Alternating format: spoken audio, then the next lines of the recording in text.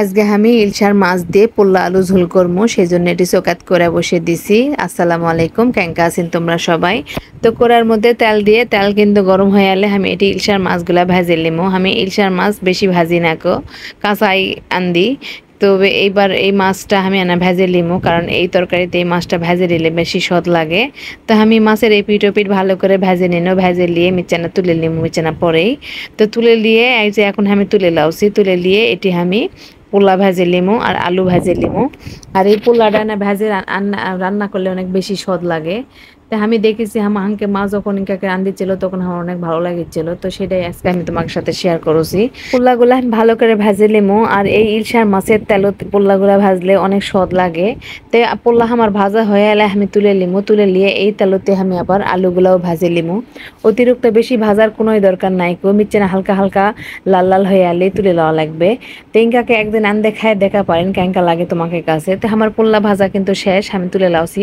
তেলটা মিচ্ছানা কালো কালো হয়ে গেছে, কারণ চোখের আঁশটা মিচ্ছানা জোরেই দেওয়া আসলো। তো আলুগুলাও আমি 2-3 মিনিটের মতন ভেজে লিমু, ভেজে নিয়ে মিচ্ছানা নুনও দিয়ে দিয়েছি আলুর মধ্যে, না না না হালকা হালকা সিদ্ধ হয়। আলুগুলা এখন ভাজা হয়ে গেছে, আমি এখন তুলে লিমু, তুলে নিয়ে তারপরে এটি আমি পেস্ট দিয়ে তারপরে ভালো করে মিচ্ছানা ভেজে এটা যে লিয়ে তারপরে পানি টানি দিয়ে কষিয়ে তরকারিটা আনতে লিমু।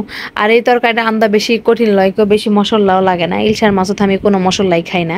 এ বাবা আলু আবার এটা পড়েও গেছে, তো কেউ কিছু মনে করবে না, আনবার বারবার গেলে কিন্তু হাত এলা না না নোংরা মোংরা হয়, এরা কোনো বিষয় লয় গো।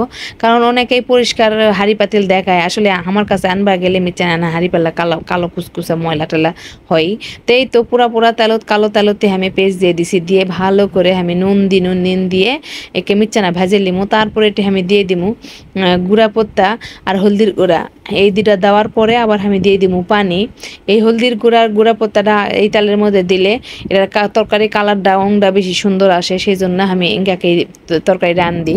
আমার মিনিমাম তরকারি আন্দা তোমরা দেখবেন যে ইঙ্গাকে আমি আনতে। তো যাই হোক, আমি মশলা তাবা পানি দিয়ে দিনু, দিয়ে তারপর মশলাটা ভালো করে কষে লিমু।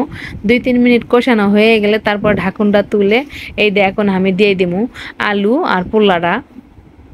এই আলুটা মিচানা ভাজে লিমু, কারণ আলুটা পোলাটা কিন্তু সিদ্ধ হয়ে গেছে ভাজতে ভাজতে, পোলাটা তো পানি পানি তরকারি। আর এই যে আলুগুলা না সিদ্ধ হতে দেরি হবে দেখে না ঢাকে কষে লিনু ভালো করে। কষে লাওয়া হয়ে গেলে আমি এখন দিয়ে দিমু এই পোলাগুলা। দেখাই পাচ্ছি কি সুন্দর হয়েছে তরকারিটা, বেশি ঝামেলা নাই, এখন খালি ঝোল দিয়ে দিলেই হয়ে যাবে।